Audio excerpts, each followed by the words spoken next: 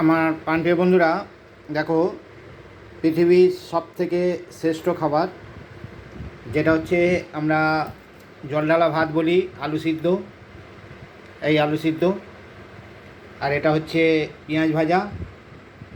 এই যে পেঁয়াজ ভাজা, এতে তেল দেওয়া আছে, সর্ষের তেল দেওয়া আছে, কাঁচা লঙ্কা। আর এবারে এই একটু ঠান্ডা জল ঢেলে দেবো।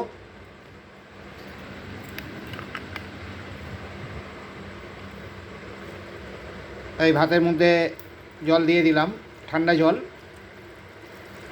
ব্যাস, নুন, পরিমাণ মতো নুন দিয়ে মাখিয়ে নেওয়া হবে। সব থেকে বেস্ট খাবার এটা, কারোর না শরীর খারাপ হবে না কিছু, পুরো পরিষ্কার খাবার, কোনো অসুবিধা নেই।